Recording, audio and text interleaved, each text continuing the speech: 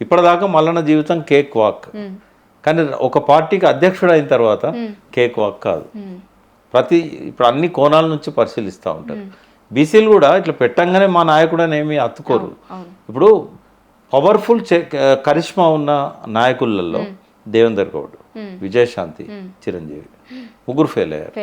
అంటే కేవలం అతని ప్రజాదరణ జనాదరణ ఎన్టీ రామారావుకి వచ్చినట్టుగా అందరికీ రాదు. ఎందుకంటే సమయం సందర్భం కూడా చాలా చాలా ఇంపార్టెంట్. ఎన్టీ రామారావు పార్టీ పెట్టినాడు కేవలం నటుడు కాబట్టి గెలవలే. కాంగ్రెస్ మీద విపరీతమైన వ్యతిరేకత వచ్చింది. పెద్ద పెద్ద నాయకులను అంజయ్య ముఖ్యమంత్రి ఉన్నప్పుడు రాజీవ్ గాంధీ అవమానపరిచాడు. కార్టూన్స్ వేసి ఆయన మీద బాగా ఇచ్చేశారు. అంటే కాంగ్రెస్ అనేది తిరుగులేని శక్తిగా స్వాతంత్రం వచ్చిన కాలం నుంచి ఆంధ్రప్రదేశ్లో అదే అధికారంలో ఉంది. సో అప్పటి యూత్ కానీ అప్పటి యంగ్స్టర్స్ కానీ ఒక తీవ్రమైన వ్యతిరేకతతో ఉన్నప్పుడు దిక్కు లేదనుకున్నప్పుడు ఎన్టీ రామారావు రావడం వల్ల క్లిక్ అయింది 9 నెలల్లో. తెలంగాణ కావాలని ప్రజల్లో ఉన్నా, తెలంగాణ అవసరం ఉందని ఉన్నా ఇందిరారెడ్డిని ఆయన కూడా కరిష్మా ఉంది, ఆయన కూడా యూత్ లీడరు, బట్ యాక్సెప్ట్ చేయలే. ఎందుకంటే చెన్నారెడ్డిని ఇందిరారెడ్డిలో చూశారు.